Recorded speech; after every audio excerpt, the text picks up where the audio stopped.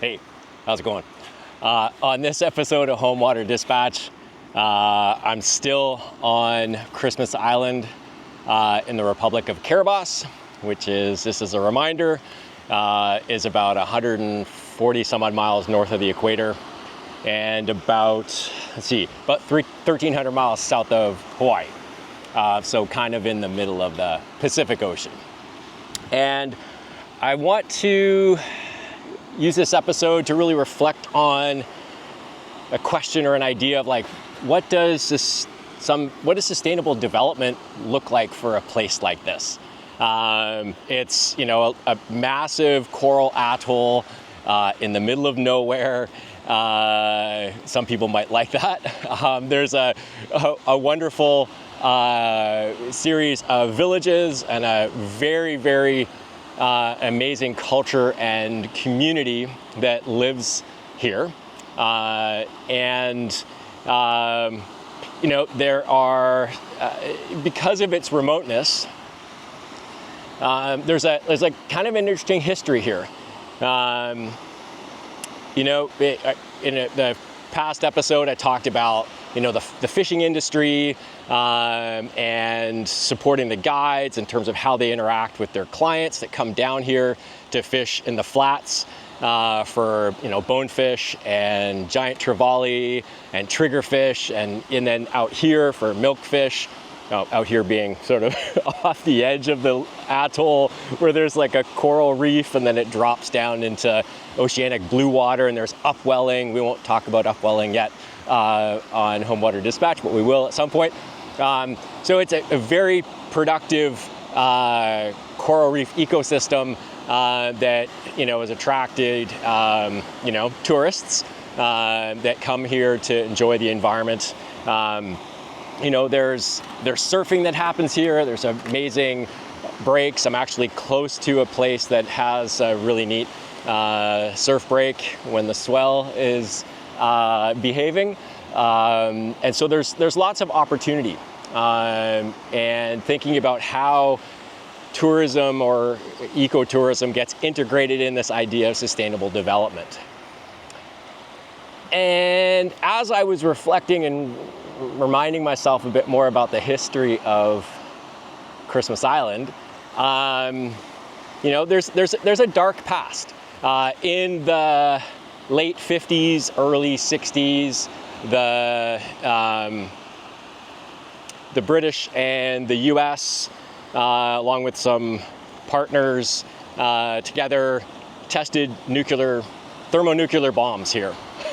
And so, and even though it is a big, massive coral atoll with a relatively big landmass, and where they tested them is sort of at the southern, south, sort of eastern end of the atoll, clearly detonating nuclear bombs can have a little environmental impacts, radiation, and all that. And the other shocking thing is they didn't evacuate the communities and the people that were here. And so, it's a remote place. Seems maybe to some people like a good place to test secretly nuclear bombs during like the nuclear bombs race in the Cold War days. But it left this community with the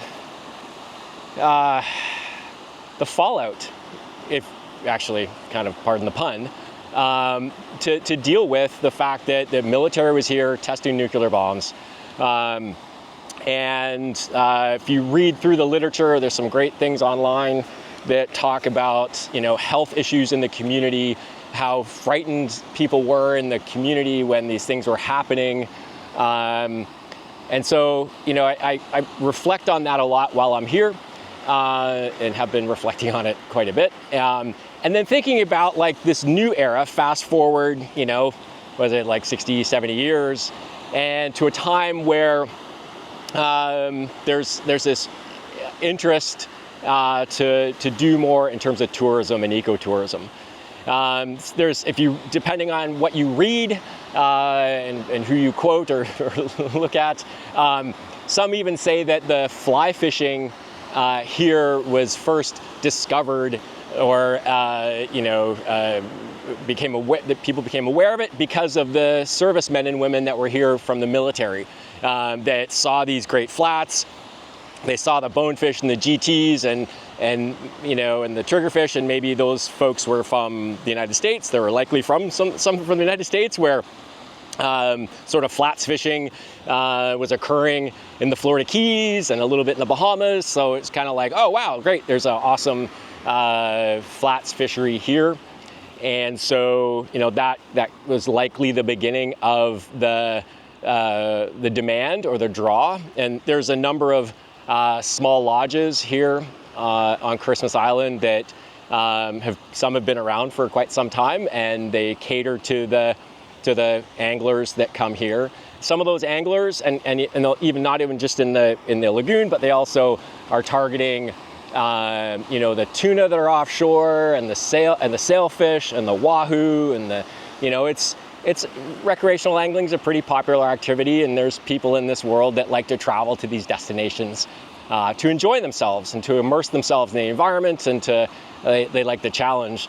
But even as I'm thinking about that, there are impacts, right? People are flying here, burning fossil fuels. They're coming here. They're bringing, yes, some money that spills over into the local community, because these are community-owned lodges, and there's a lot of people working at the lodges that are from the community.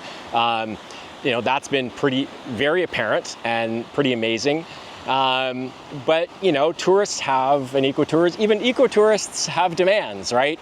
To have cans of beer in the fridge, or a particular, making sure there's lettuce and tomato on their sandwiches, and even thinking about like all those things that need to be imported, because there isn't a lot of soil here. There isn't the infrastructure to grow those things. And you think about the import of things that has to come here to support the tourism and ecotourism.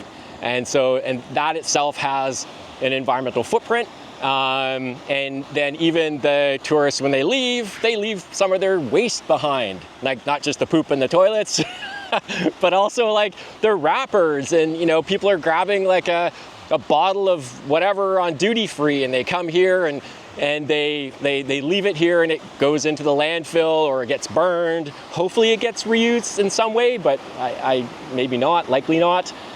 So we need to take that into consideration about how that tourism and ecotourism are potentially playing a role in creating some issues for the island. Benefits, and this is all about weighing pros and cons, the benefits. The other thing to think about is, this is a low-lying coral atoll, right? And thinking back to how, I didn't mean to laugh, it's a nervous laugh, about the fact that they were testing nuclear bombs here for a war that had, a Cold War that had nothing to do with the middle of the Pacific Ocean or the Republic of Kiribati. Actually, it was before it was an independent country. And so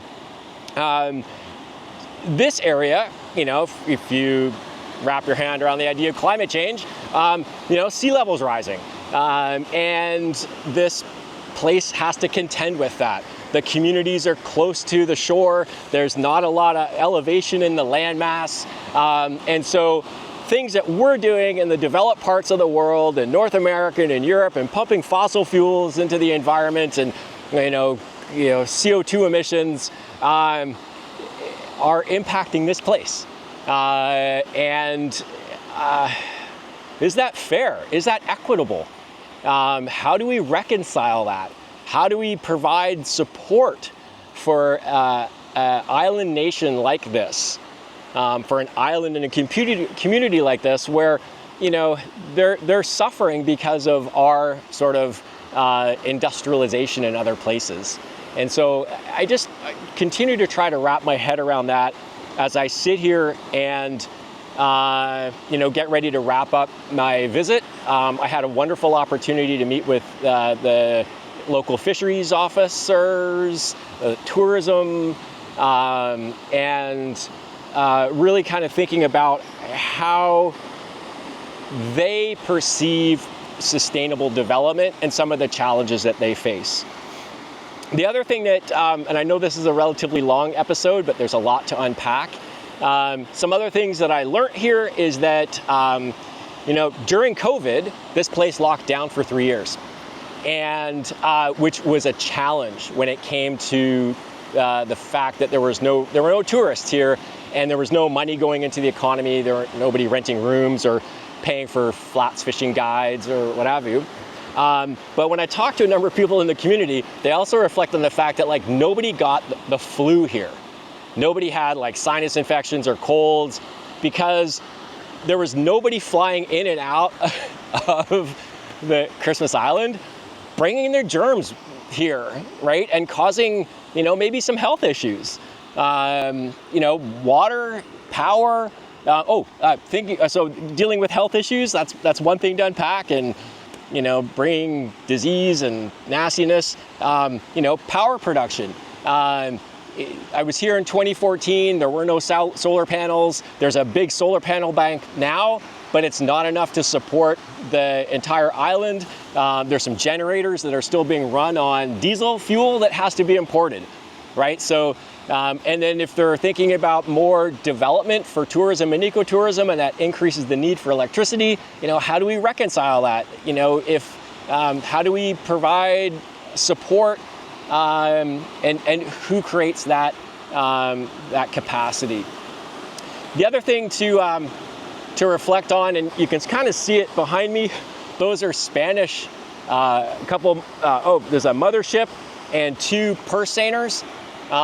Remember I talked about the upwelling out here? The upwelling brings cold, nutrient-rich water towards the surface. We've got the warm water that comes out of the lagoon, and that helps give a boost to the ecosystem, and that's why the tuna are out here, and that's why the wahoo, and it basically boosts the productivity of the coastal ecosystem. Well, in 2014 and 2015, there was 1 ship or 2 ships here, and they were using the purse seine to harvest yellowfin tuna and skipjack tuna, and it was based on a trade agreement or some agreement between the Republic of Kiribati and Spain, and all those fish basically got exported. They not even exported, they basically left the country. They left these waters, these home waters of these people in the communities. There are a couple here now. I've heard stories about bycatch of marlin and sailfish and all these other things that have to be sort of culled out. I also heard from folks in the community that, I forget, it was a couple years ago or recently, there were many as 11 ships out here. Basically harvesting tuna, yellowfin, skipjack, and basically those were leaving the ecosystem. Sure, it probably benefits the Republic of Kiribati in terms of some sort of trade negotiations and some additional benefits, but what kind of impact is it leaving behind by, as it does sustainably? These are all questions that we can ask. I did notice that, there are lots, actually you can see a couple outrigger boats, maybe you can see it, I'm not sure, it's bright as heck. There is some, that does provide some employment. I do see, occasionally some of the tuna are brought ashore and people in the community benefit from that. And so, I'm not sort of criticizing one thing or another. I'm just thinking about this delicate balancing act for what we kind of think of as sustainable development, especially for small island nations and for small islands and the communities like this. Thinking about how we reconcile that with our demands of our, the developed world and our interest as tourists and people that want to come here and fish. Or surf, and what can we do to help advocate for the care and conservation of these home waters, or help people in the communities advocate for the sustainable use of their environment. Again, these aren't my home waters. They're not the home waters of the surfers or the fly fishers that come. There's a sailboat behind me or behind the camera over that way that just anchored. There's definitely some commerce associated with that.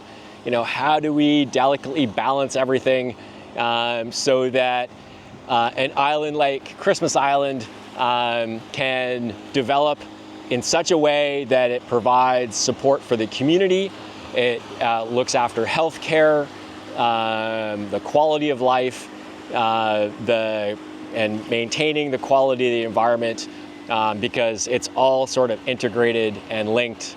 And I think we do have to think about the connectivity, how that ties into how we protect these precious places, how we use these places, and how we share information and knowledge so that the communities here and the government can take ownership for their home waters, their island ecosystems. So this has been a very long episode, but I've had a lot to unpack. Stay tuned for more on my YouTube channel, Fish Forward. And now I'm gonna keep walking through the community and checking things out. All right, take care, bye.